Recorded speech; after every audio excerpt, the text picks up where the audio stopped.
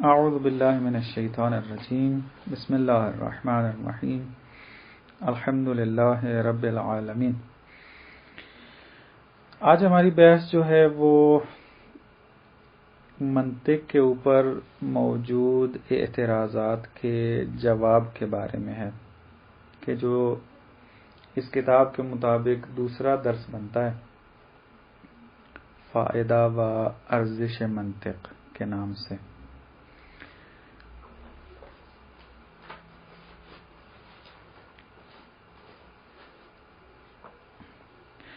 منطق کے بارے میں ہم نے کہا کہ منطق جو ہے وہ خادم العلوم ہے۔ منطق مظفر میں آپ پہلے ہی صفحے میں یا پہلے 2 صفحوں میں اس بات کی طرف اشارہ کیا گیا ہے کہ منطق خادم العلوم ہے۔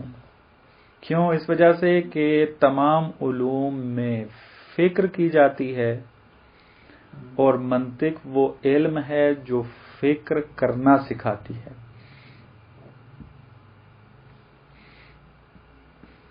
کیسے غلط اور صحیح فکر کے درمیان جدائی ڈال سکتے ہیں اور ہم پہچان سکتے ہیں کہ کون سی فکر غلط ہے اور کون سی فکر صحیح ہے۔ اور پھر یہ بھی آپ کی خدمت میں عرض کیا تھا کہ علم منطق انسان کے لیے ضروری ہے تاکہ انسان جو ہے مغالطوں سے بچ سکے، یعنی دوسرا بندہ اگر کوئی غلط نتیجہ، غلط استدلال کر رہا ہے، غلط استدلال کے نتیجے میں غلط نتیجہ لے رہا ہے، تو منطق پڑھنے سے آپ کو پتہ چل جائے گا کہ یہ کہاں پر غلطی کر رہا ہے۔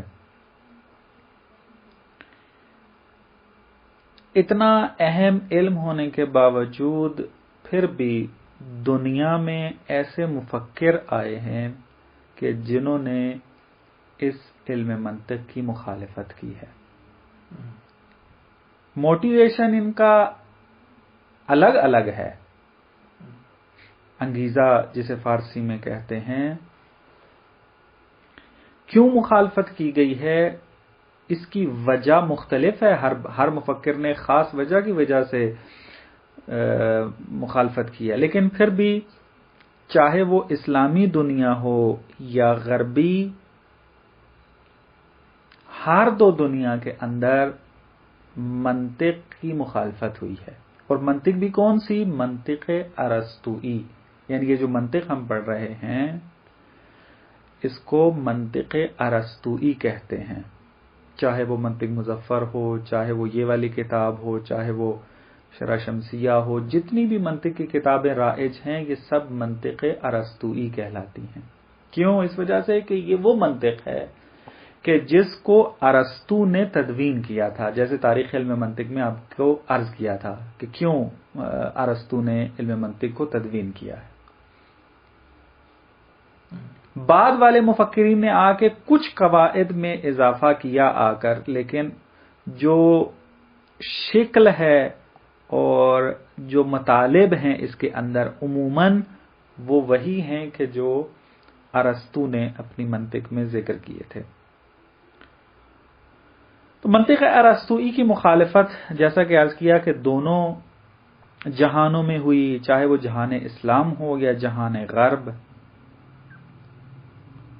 جہان اسلام میں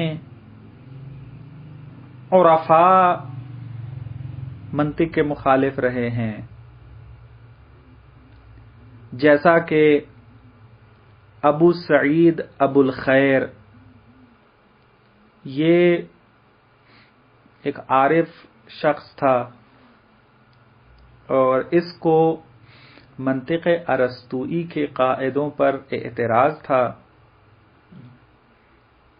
مثلا ان میں سے ایک قاعدہ جس کو اس نے رد کیا تھا، ابو علی سینا کے ساتھ مناظرہ کیا تھا، وہ قیاس کی شکل اول تھی، کہ جس کو آپ پہلی منطق میں پڑھ چکے ہیں، ابھی ہم جا کر وہاں پڑھیں گے۔ تو اس کے اشکال کو ہم جواب وہیں پر دیں گے، یہاں پر جواب نہیں دیں گے اس کا، چونکہ اس کا رابطہ جو ہے وہ قیاس کے ساتھ ہے، تو اب جس بندے نے قیاس کو صحیح نہیں پڑھا یا پہلی دفعہ پڑھ رہا ہے تو میں اگر اشکال یہاں پر ذکر کر کے جواب دوں گا تو سمجھ میں نہیں آئے گا. اور اسی طریقے سے متکلمین نے بھی، بعض متکلمین نے بھی منطق ارسطوئی کی، یعنی جب میں منطق کہہ رہا ہوں تو مراد منطق ارسطوئی ہے. اور محدثین نے بھی منطق کی مخالفت کی ہے، بعض محدثین نے. مثلا ابن تیمیہ کہ جو سلفی اہل سنت کا امام ہے، بڑا نام ہے اس کا سلفیوں کے اندر، اس نے ایک کتاب لکھی ہے نصیحت اہل الایمان فی الرد علی منطق یونان،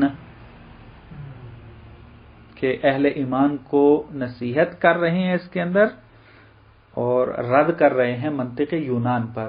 چونکہ یہ منطق ارسطوئی ہے اور ارسطو کا تعلق یونان سے ہے تو لہٰذا منطق یونان کے اوپر اس نے اعتراضات کیے ہیں. اسی طریقے سے اس کا ایک شاگرد ہے ابن قیم جوزی،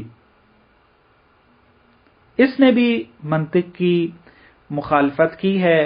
اور کس کتاب میں؟ اس کی ایک کتاب ہے مفتاح دار السعادہ، کہ اس کتاب کے حاشیے میں کتابوں کا نام لکھے ہوئے ہیں. اس کتاب میں ابن قیم جوزی منطق کی مخالفت کرتا ہے. اسی طریقے سے محدثین میں اگر آپ آ جائیں تو آپ کو اہل سنت میں سے جلال الدین سیوطی نظر آئیں گے کہ جنہوں نے منطق کے خلاف کتاب لکھی اور منطق کی مخالفت کی.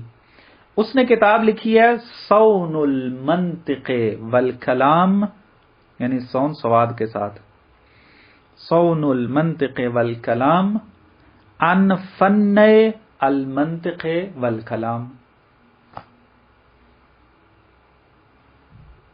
کہ کیونکہ یہ کلام کا بھی مخالف تھا تو لہذا کلام اور منطق کے رد میں جلال الدین سیوطی نے کتاب لکھی. پھر شیعوں کے اندر محدث جنہوں نے منطق ارسطوئی کی مخالفت کی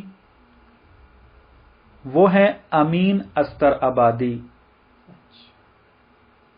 شیعہ ہیں لیکن محدث و اخباری ہیں، اور انہوں نے اپنی کتاب الفوائد المدنیہ، اس کتاب میں مخالفت کی ہے منطق ارسطوئی کی. اس کے علاوہ بھی بہت سارے آپ کو مفکر مل جائیں گے کہ جو مثلا آج کل کے زمانے میں بھی ایسے افراد موجود ہیں جو منطق ارسطوئی کی مخالفت کرتے ہیں جہان اسلام کے اندر. حتیٰ حوزلم قم میں آپ کو مل جائیں گے، حوزلم نجف میں موجود ہیں، حوزلم مشہد میں موجود ہیں. حتیٰ میرے پاس یہاں پہ ایک کتاب پڑی ہوئی ہے وہ بھی منطق ارسطوئی کے رد میں لکھی گئی ہے، ابھی زندہ ہیں وہ. جہان غرب کے اندر بھی مفکر پیدا ہوئے کہ جنہوں نے منطق ارسطوئی کی مخالفت کی ہے. مثلا ایک ہے لائبنٹس، ایک ہے ہیگل، ایک اور مفکر فرانسس بیکن، ایک اور مفکر ہے جان اسٹوارٹ مل، اور ایک اور مفکر ہیں برٹرنڈ رسل، اور اس کے علاوہ ایک اور مفکر جو غربی ہیں ڈیکارٹ. ان سب نے منطق ارسطوئی پر اعتراضات کیے ہیں. لیکن ایک چیز میں فرق کرتے ہیں یہ جہان اسلام سے. جہان اسلام میں جو مفکر پیدا ہوئے اور انہوں نے منطق ارسطوئی کی نفی کی لیکن مقابل میں کوئی راہ حل پیش نہیں کیا. خب منطق ارسطوئی غلط ہے، پھر ہم کیا کریں؟ تو انہوں نے فطرت کی طرف رجوع دلوایا، جیسا کہ ہم آگے اعتراضات میں پڑھیں گے، لیکن مقابل میں کوئی اور قواعد کا مجموعہ، کوئی کتاب متعارف نہیں کروائی، فقط فطرت کی طرف رجوع کروایا کہ انسان کو ضرورت نہیں ہے منطق پڑھنے کی، چونکہ انسان خود تمام کام انجام دے لیتا ہے۔ لیکن غربی مفکرین نے ارسطو کو رد کرنے کے بعد منطق ارسطوئی کو ایک منطق جدید دی ہے کہ جو آج کی دنیا پر حکومت کر رہی ہے، یعنی منطق ارسطوئی کے مقابلے میں پوری دنیا میں یہ منطق پڑھائی جا رہی ہے، اور ہمیں اس منطق کو پڑھنا ہے اگر ہم نے اہل فکر بننا ہے اور دنیا سے گفتگو کرنی ہے تو یہ منطق پڑھنا ہے۔ اس منطق کا نام منطق ریاضی یا منطق جدید، مختلف ناموں سے یہاں فارسی میں اس کو یاد کیا جاتا ہے۔ اب میں نے منطق ریاضی کی تاریخچے کے اعتبار سے میں نے مطالعہ نہیں کیا جدید کے، پہلے دیکھا تھا لیکن ذہن میں ابھی نہیں ہے کہ سب سے پہلے یہ منطق ریاضی کس نے تشکیل دی ہے۔ مثلا یہ رسل جو ہے یہ منطق ریاضی کا قائل تھا، منطق ارسطوئی کا قائل نہیں تھا۔ ہیگل نے ایک منطق متعارف کروائی جس کو منطق ڈیالیکٹک کہتے ہیں، یعنی اس کی اپنی خاص منطق تھی۔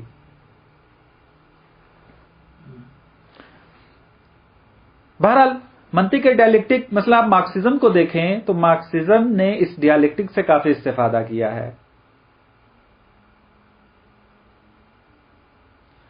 منطق ریاضی جو ہے یہ منطق جدید ہے، اور اس وقت جو ہے اس کا بہت نام ہے۔ ایک اور منطق ہے منطق فازی کے نام سے، کہ جس کا اتنا زیادہ نام نہیں ہے۔ بہرحال منطق ارسطوئی کے مقابلے میں انہوں نے جانشین دیے ہیں اپنے اپنے افکار کے مطابق، لہذا یہ فرق ہے جہان اسلام اور جہان غرب میں، کہ انہوں نے مخالفت بھی کی ہے اور اس کے مقابل میں رائے حل بھی پیش کیا ہے۔ اب یہ الگ بات ہے کہ وہ رائے حل ان کا ٹھیک ہے یا ٹھیک نہیں ہے، یہ پھر اہل فکر جب صاحب نظر بنے اور پھر جا کر فیصلہ کریں، پھر جا کر دیکھیں کہ آیا ارسطو پہ اعتراض جو ہیں وہ ٹھیک ہیں یا نہیں ہیں، اور ان کے جو قواعد ہیں وہ کیا ہیں۔ منطق کو دو اعتبار سے رد کیا گیا ہے، یہ تو آپ کو مفکر بتائے جنہوں نے مخالفت کی۔ انہی مفکرین میں سے بعض نے ایک جہت سے رد کیا ہے، بعضوں نے دوسری جہت سے رد کیا ہے۔ بعضوں کا کہنا ہے کہ اصلاً منطق کے قواعد غلط ہیں، اصل منطق صحیح نہیں ہے ارسطو کی۔ بس پہلی جہت کہ جس کے اندر منطق ارسطوئی کو رد کیا گیا وہ کیا ہے؟ صحت علم منطق، کہ علم منطق صحیح نہیں ہے، اس کے قواعد درست نہیں ہیں۔ دوسرے جو بعض مفکر ہیں انہوں نے آ کر کہا کہ ہم منطق کو غلط نہیں کہتے، منطق کے قواعد ٹھیک ہیں، لیکن ان قواعد کا فائدہ انسان کو نہیں ہوتا۔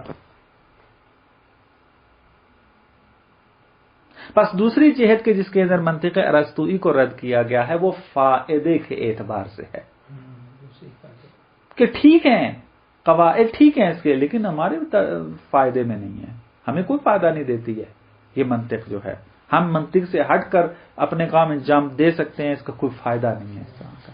بس یہ دو جہتیں ہیں کہ جس کی وجہ سے اس کو رد کیا گیا۔ بعض نے کہا کہ منطق ٹھیک نہیں ہے، بعض نے کہا کہ منطق تو ٹھیک ہے لیکن اس کا کوئی فائدہ نہیں ہے، فائدے کی نفی کی ہے، اور یہ کہا ہے کہ منطق کے بارے میں جو یہ فائدہ یہ بیان کیا گیا ہے کہ یہ فکر میں غلطی سے بچاتی ہے، اس کا انکار کر دیا کہ نہیں بچاتی۔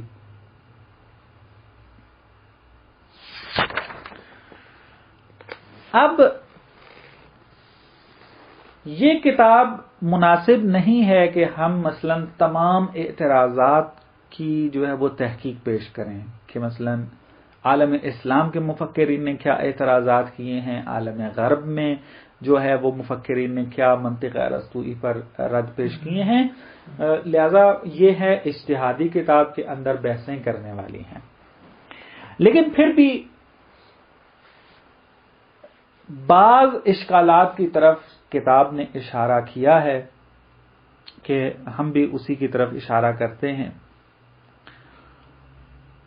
کیونکہ اصل منطق جو ہے وہ باب قیاس سے شروع ہوتی ہے، باقی مقدمہ ہے اس باب قیاس تک پہنچنے کے لیے. پس جنہوں نے منطق کو صحیح نہیں مانا، اس کا مطلب ہے کہ وہ قیاس کو غلط سمجھتے ہیں. جو قیاس کو رد کرے سمجھیں وہ منطق کو رد کر رہا ہے. تو اس پر جو قیاس پر جو اعتراضات موجود ہیں اس کے بعض اعتراضات کو ہم وہاں پر جواب دیں گے. جیسے ابو سعید ابو الخیر کا جو اعتراض ہے قیاس کے شکل اول کے اوپر، یہ وہاں جا کر ہم جواب دیں گے. فائدہ علم منطق کے بارے میں جو اعتراض کیا گیا ہے اس کا جواب جو ہے ہم یہاں پر دے دیتے ہیں. بعض اعتراض جو کیے گئے ہیں کہ علم منطق کا فائدہ نہیں ہے، ہم اس کا یہاں پر جواب دیتے ہیں. پہلا اشکال،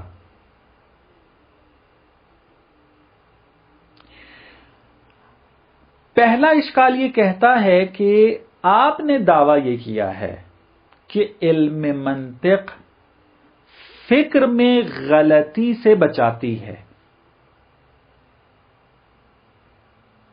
کہتے ہیں کہ ہم بہت سارے منطقیوں کو دیکھتے ہیں کہ جو اپنی زندگی میں غلط فکر کرتے ہیں، فکر میں غلطی کرتے ہیں.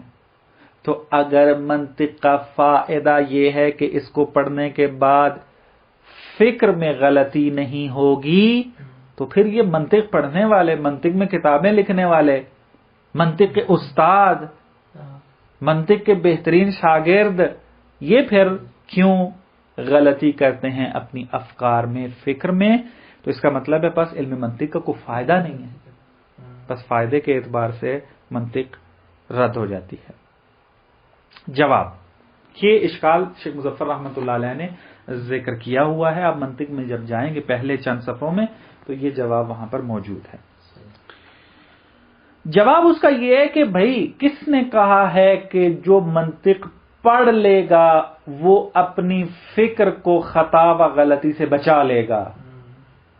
یہ تو کوئی بھی نہیں کہہ رہا ہے.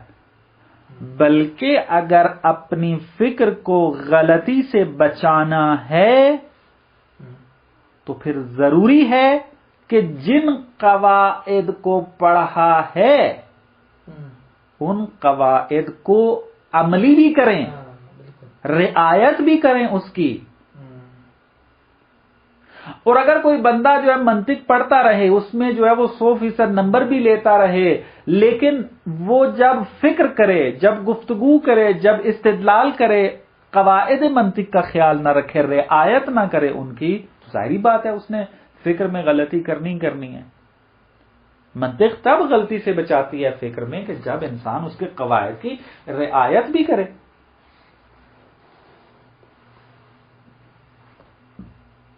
جیسے مثلا ڈاکٹر جو انسان بڑھتا ہے، یہ میڈیکل سائنس جو پڑھتا ہے، آیا میڈیکل سائنس پڑھ کر کوئی اچھا ڈاکٹر بن سکتا ہے؟ نہیں. میڈیکل سائنس میں اگر وہ 100% نمبر لے کر کلینک میں آ کے بیٹھ جائے اور کہے کہ میرے اتنے نمبر ہیں، میں نے یہ گولڈ میڈل لیے ہوئے ہیں، سارے سسٹم ہیں، میں بہت بڑا ڈاکٹر ہوں، اس کے بڑے ڈاکٹر ہونے کی علامت کیا ہوگی کہ جو اس نے وہاں پر قوانین پڑھے ہیں میڈیکل سائنس کے اندر ان کو صحیح اجرا کرے گا، اپلائی کرے گا، تو اس وقت وہ کہا جائے گا کہ یہ بہت تجربہ کار اور بہت اچھا اور بہت بڑا ڈاکٹر ہے. وائلا فقط میڈیکل سائنس پڑھنے سے کوئی انسان بیماری کا علاج نہیں کر سکتا. بلکہ وہ اترے میدان میں قواعد کی رعایت کرے جو پڑھے ہیں میڈیکل سائنس میں، اور پھر اس کے مطابق معالجہ کرے تو انسان کہے گا کہ یہ اب بیماری کا علاج کر سکتا ہے۔ تو اسی طریقے سے منطق بھی ہے۔ یا مثلا ایک اور میں مثال دیتا ہوں، ان لوگوں کے لیے جو مدرسے میں پڑھتے ہیں کہ صرف و نحو کے بارے میں کیا پڑھا ہے، اس کا فائدہ کیا سکھاتے ہیں صرف و نحو کا، کہ جو عربی زبان سیکھنے کے لیے جو آپ کو صرف و نحو پڑھائی جاتی ہے اس کا فائدہ یہ بیان کیا جاتا ہے کہ آپ تکلم عربی بول چال میں کبھی غلطی نہیں کر سکیں گے، لیکن عربی ادبیات کی کتابیں پڑھنے والے، عربی گرامر کو اچھے طریقے سے پڑھنے والے، عربی گرامر کے استاد، وہ بھی کیا کرتے ہیں، بعض اوقات غلطی کرتے ہیں بول چال میں۔ تو اس کا مطلب پھر عربی گرامر پڑھنے کی بھی ضرورت نہیں ہے، پھر اس کا بھی فائدہ نہیں ہے۔ جواب اس کا کیا دیتے ہیں پھر؟ جواب یہ دیتے ہیں کہ نحو و صرف جو کہ عربی گرامر کی کتابیں ہیں یہ اس وقت فائدہ دیں گی، اس وقت انسان کو بول چال کے اندر غلطی سے بچائیں گی کہ جب ان کے اندر موجود قواعد کو اپلائی بھی کرے، انسان ان کی رعایت بھی کرے۔ اگر فاعل کو مرفوع پڑھا ہے تو جب گفتگو کرے، جب عبارت عربی پڑھ رہا ہو تو وہ توجہ رکھے کہ یہ فاعل ہے یا نہیں، فاعل ہے تو اس کو مرفوع پڑھے، ضمہ دے اس کو۔ یہ پہلا اشکال اور اس کا جواب۔ دوسرا اشکال،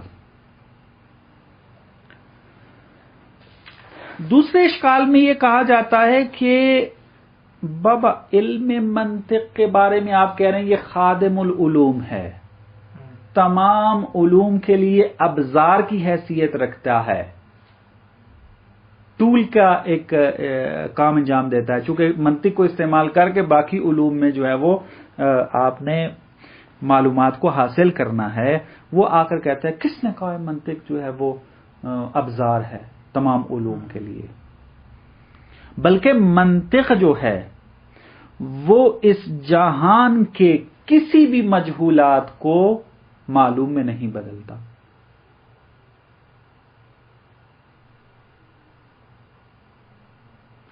بلکہ جو چیز کائنات کے اندر موجود مجہولات کو ہمارے لیے معلوم کرتا ہے وہ تجربہ ہے، سائنس ہے، کشف ہے۔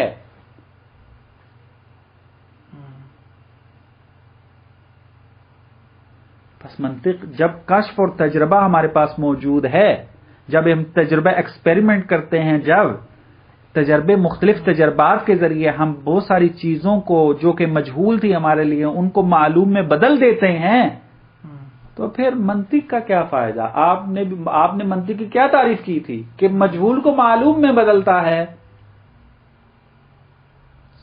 تو یہ کام تو خود تجربہ بھی کر رہا ہے، کشف بھی کر رہا ہے، مشاہدہ مستقیم، یعنی آپ ڈائریکٹ اشیاء کو اگر دیکھیں تو فوراً جو ہے وہ کیا ہو جاتا آپ کے لیے مجہول معلوم میں بدل جاتا ہے۔ مثلا میں نے آپ کو نہیں دیکھا ہوا تھا، آپ کو نہیں جانتا تھا، آپ کو ڈائریکٹ میں نے دیکھا، آپ سے پہچان ہو گئی میری، مشاہدہ مستقیم کر لیا آپ کا۔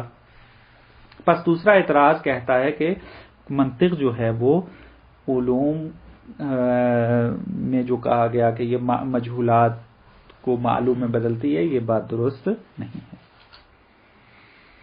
جواب اس کا کیا ہے؟ جواب اس کا ہے کہ بھئی آپ ہماری بات تو صحیح طریقے سے سمجھیں، کس نے کہا ہے کہ منطق علوم کو مختلف علوم میں مجہولات کو معلوم میں بدلتی ہے؟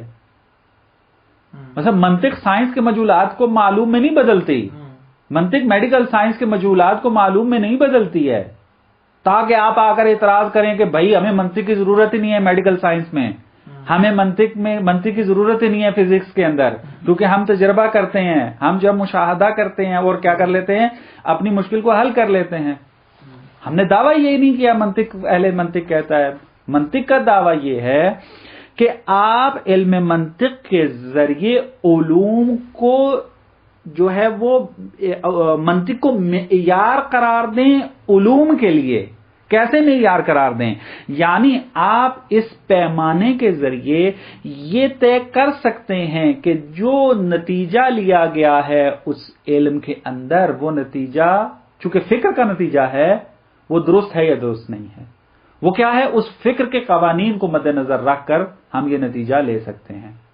اگر وہ فکر جو مثلا میڈیکل سائنس میں استعمال کی گئی ہے، وہ فکر جو مثلا فزکس کے اندر استعمال کی گئی ہے، یا وہ فکر کے جو مثلا مختلف علوم کے اندر جو ہے وہ استعمال کی گئی ہے، اگر اس فکر کے اندر قواعد فکر صحیح طور پر اپلائی ہوئے ہیں تو جو نتیجہ وہ بھی درست ہو جائے گا. اور اگر وہ صحیح استعمال نہیں ہو تو نتیجہ غلط ہو سکتا ہے.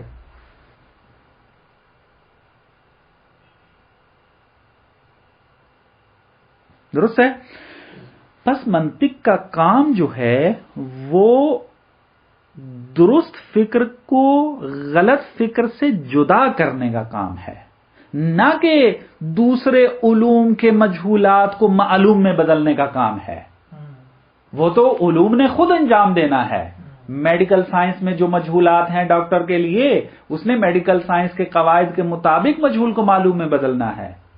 لیکن منطق نے آ کر یہ بتانا ہے ڈاکٹر کو کہ اس میڈیکل سائنس میں جو نتائج آپ نے حاصل کیے ہیں فکر کے ذریعے، وہ کون کون سے صحیح ہیں، کون کون سے غلط ہیں.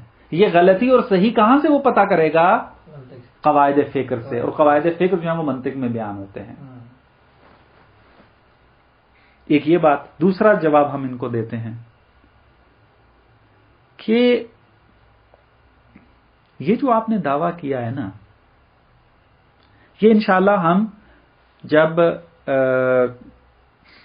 درس نمبر 27 میں جائیں گے کہ جہاں پر تصدیقات کی بحث ہم کریں گے جا کر، وہاں پر ہم یہ بات ثابت کریں گے کہ تجربہ اس وقت تک قانون کلی نہیں دے سکتا جب تک کہ اس کے اندر ایک قیاس موجود نہ ہو. بغیر قیاس کے تجربہ کبھی بھی قانون کلی عطا نہیں دے کر سکتا. فزکس والا محتاج ہے منطق کا تاکہ وہ قانون کلی دے سکے.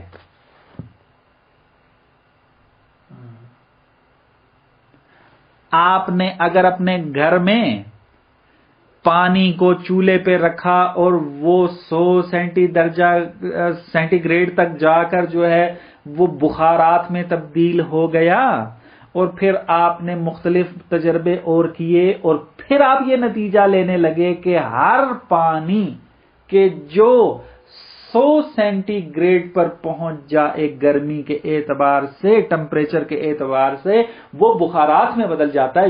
یہ قاعدہ آپ بغیر قیاس کے بنا ہی نہیں سکتے. تو بس تجربے کی جو آپ دعوے کر رہے تھے، یہ ہم ثابت کریں گے کہ تجربہ کس طریقے سے اس قیاس کا محتاج ہے. بس دوسرا اعتراض جو ہے وہ بھی درست نہیں ہے، اور اس کا ہم نے جواب دے دیا. تیسرا اعتراض،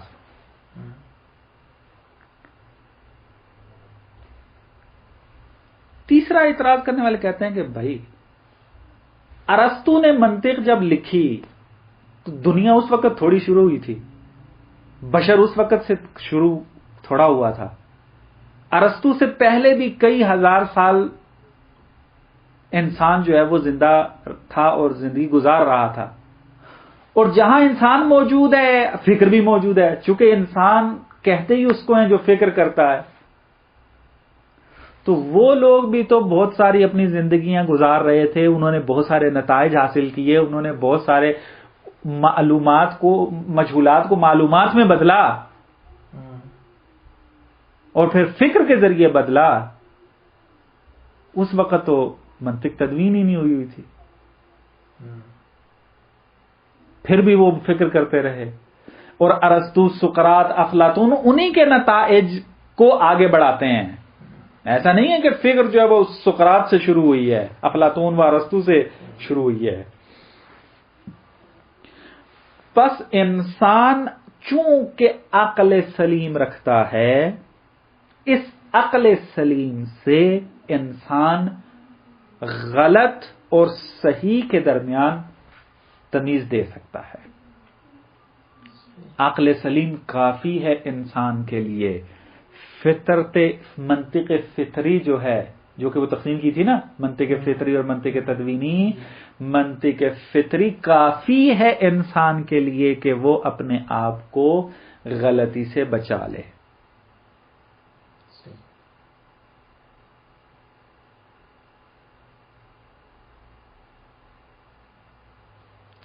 بس منطق کو فائدہ نہیں ہے، کیونکہ ہمارے اعتراضات کے فائدے کے اوپر چل رہے ہیں نا، منطق کے فائدے کی نفی کی جا رہی ہے نا اعتراضات میں۔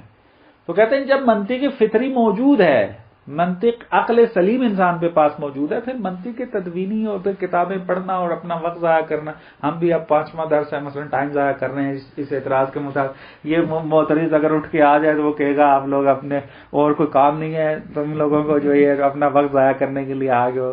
تو آپ نے ابھی منطق نہیں پڑھی تھی، ٹھیک ہے، اپنی پوری زندگی میں آپ فکر کرتے رہے، پھر بھی آپ نتیجے نکلے یا نہیں نکلے ہیں نتیجے، ہو بھی بیٹھ جائیں گے آپ ابھی 1 سال 1.25 سال جو ہے ہم درس پڑھیں منطق کے، وقت ضائع کرنے، آج سے پھر وہ اس اعتراض کے مطابق یعنی منطق بند کرو اور کسی اور علم کے اندر چلے جائیں۔ خوب، جواب کیا ہے اس کا؟ اس کے مختلف جواب آپ کی خدمت میں عرض کرتے ہیں۔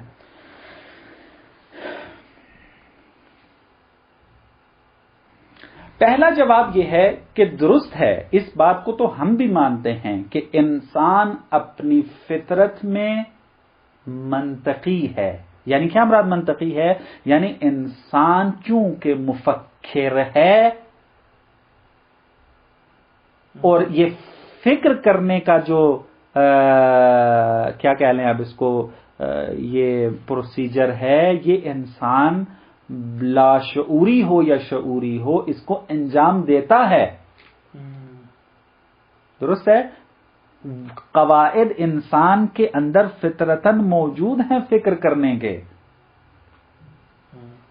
اور ممکن ہے کہ اسی منطق فطری کے ذریعے وہ صحیح استدلال بھی کرے جیسا کہ پہلے بشر کرتے رہے ہیں اس طریقے سے۔ لیکن منطق تدوینی کو پڑھنے کا فائدہ یہ ہے کہ انسان اپنی منطق تکوینی میں مزید بہتر ہو سکتا ہے۔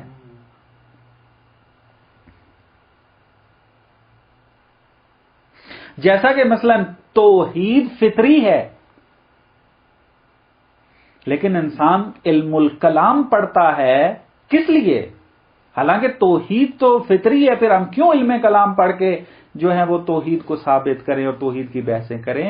اس کا جواب بھی یہی ہے کہ علم الکلام کے اندر ہم توحید کی بحثیں پڑھ کے وہ جو فطری توحید ہے اس کو کامل تر کرتے ہیں اپنے عقیدے کے اندر، اپنی توجہ مزید بڑھاتے ہیں اس توحید کے اندر۔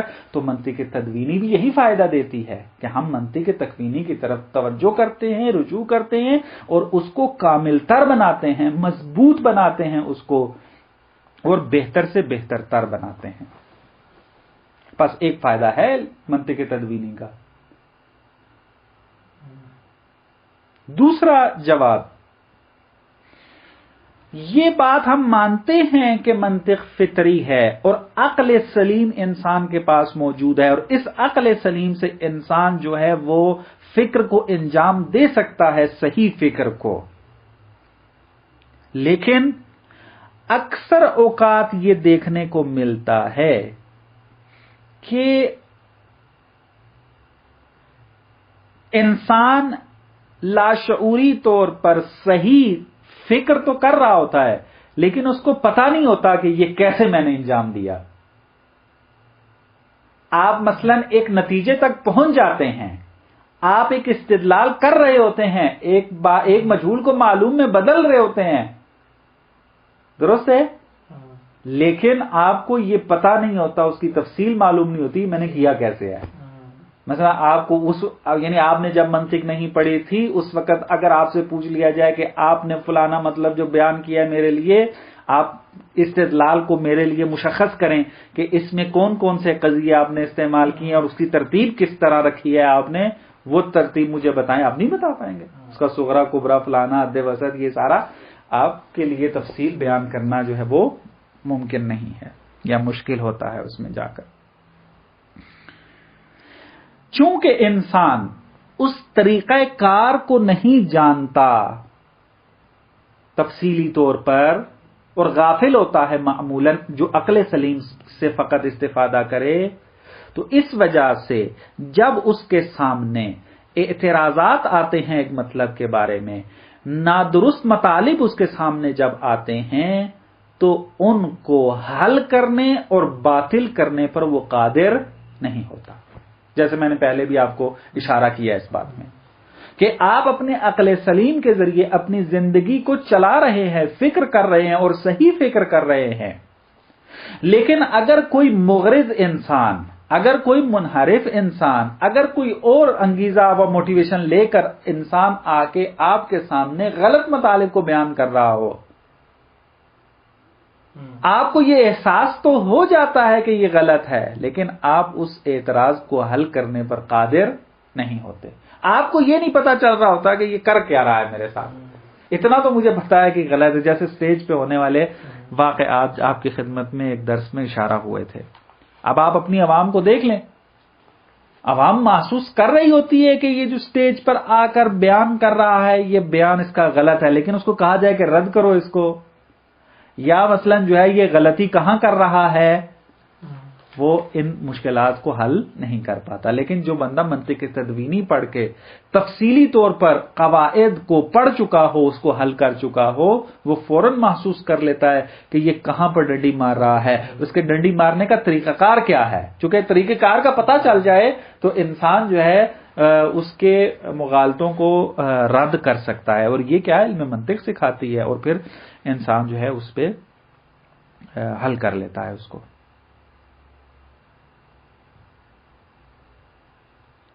بس کہنا ہم یہ چاہتے ہیں کہ ممکن ہے کہ انسان عقل سلیم کے ذریعے یہ پہچان لے کہ استدلال درست نہیں ہے اس کا، لیکن اس کو باطل کیسے کرنا ہے، باطل کا طریقہ کار وہ نہیں بیان کر پائے گا.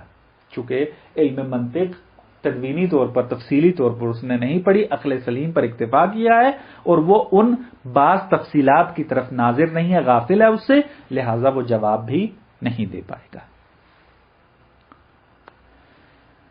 خوب، تیسرا جواب ہم ان کو یہ دیتے ہیں کہ عقل سلیم والا درست ہے کہ صحیح فکر کر لیتا ہے، لیکن یہ نتائج جو لیتا ہے اپنی فکر سے، یہ وہاں تک تو صحیح ہے کہ جب سادہ سادہ قیاس ہو، سادہ سادہ استدلال ہو تو وہ نتیجے لے لیتا ہے. لیکن جہاں پر مقدمات و استدلال پیچیدگیاں اختیار کرتے ہیں، ان پیچیدگیوں کے اندر پھر اس کا نتیجہ حاصل کرنا صحیح، یہ اس کے لیے مشکل ہو جاتا ہے. پس سادے سی جگہ پر، نارمل جگہوں کے اوپر تو وہ یہ کام کر لیتا ہے عقل سلیم کا سہارا لے کر، لیکن جہاں پر پیچیدگیاں آنا شروع ہوتی ہیں، استدلال و مقدمات پیچیدہ جہاں پر ہو جاتے ہیں، وہاں پر پھر اس کے لیے نتیجہ لینا مشکل ہو جاتا ہے. مثلا توحید کے کتنے مشکل مسائل ہمارے سامنے موجود ہیں کہ کوئی بھی عقل سلیم رکھنے والا عقل سلیم پر اگر اکتفا کر کے ان کو حاصل کرنا چاہے گا تو نہیں کر پائے گا.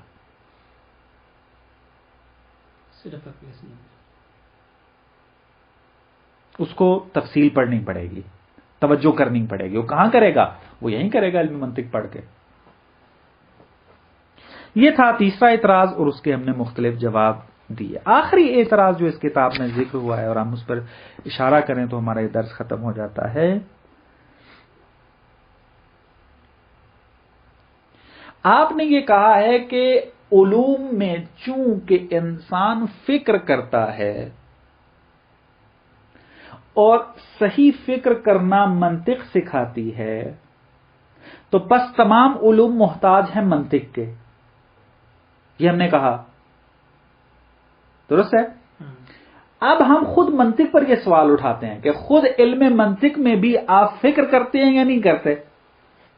خود علم منطق میں جب آپ منطق کے قواعد لکھ رہے ہیں، جب آپ منطق کو پڑھ رہے ہیں، جب آپ منطق کی مشکلات کو حل کر رہے ہیں، تو یہاں بھی فکر استعمال ہو رہی ہے۔ بس اس کا مطلب ہے کہ اس فکر کو صحیح کرنے کے لیے بھی ایک علم منطق کی ضرورت ہونی چاہیے، چونکہ اس منطق کی مشکلات کو آپ حل کریں گے تو اس کی مشکلات کو حل کرنے کے لیے ایک اور منطق چاہیے ہمیں۔ بالکل۔ تو ہم اس منطق کے بارے میں سوال کریں گے کہ یہاں بھی فکر ہے یا نہیں ہے، بس اس کو بھی ایک اور منطق کی ضرورت ہے، بس یہ سلسلہ یوں چلتا جائے گا۔ بس اگر آپ کا یہ دعویٰ ہے کہ علوم کو منطق کی ضرورت ہے تو منطق کو بھی تو منطق کی ضرورت ہونی چاہیے، اور یہ سلسلہ جو ہے وہ رکنے والا نہیں ہے، اور یہ تسلسل لازم آئے گا، اور نتیجہ یہ نکلتا ہے کہ پس منطق، یہ جو دعویٰ آپ نے کیا ہوا ہے یہ دعویٰ آپ کا درست نہیں ہے۔ جواب کیا ہے اس کا؟ جواب یہ ہے کہ درست ہے کہ قوانین منطق جو ہیں وہ بعض کیا ہیں، نظری ہیں، ان کو استدلال کی ضرورت ہے، ان کے اندر فکر کرنے کی ضرورت ہے، ان کو بدیہی بنانے کی ضرورت ہے، لیکن منطق کے وہ نظری قواعد کہ نظری اور بدیہی کی بات ہم بعد میں پڑھیں گے، نظری قواعد کے جس میں بہت فکر کرنے کی ضرورت ہے اس کو نظری کہتے ہیں، ان قواعد کو بدیہی میں تبدیل کرنے کے لیے جن قواعد کی ضرورت ہے وہ بھی خود اسی منطق میں موجود ہیں۔ الگ منطق کی ضرورت تب پڑے ہمیں کہ جب قواعد علم منطق کو حل کرنے کے لیے کوئی اور قواعد موجود نہ ہوں اس کے اندر۔ حالانکہ ہم دیکھتے ہیں کہ منطق کے کچھ ایسے قواعد ہیں کہ جو اتنے بدیہی اور روشن ہیں، واضح ہیں، کہ ان کو استدلال اور فکر کی ضرورت نہیں ہے۔ جیسے اجتماع النقیضین محال ہے، ضدین کبھی جمع نہیں ہو سکتے، کل جو ہے وہ اپنے جز سے بڑا ہوتا ہے۔ بہت سارے اس قسم کے مثلا ہمارے پاس قضایا و قوانین علم منطق ہیں جو بدیہی، روشن اور جو ہے واضح ہیں۔ تو ہم کیا کریں گے؟ وہ قواعد کے جو بدیہی نہیں ہیں، جو روشن اور واضح نہیں ہیں، ان کو واضح کریں گے انہی قواعد کی روشنی میں کہ جو واضح اور روشن ہیں۔ الگ منطق کی ضرورت نہیں ہے ہمیں۔ بس چوتھا اعتراض بھی جو ہے وہ وارد نہیں ہے۔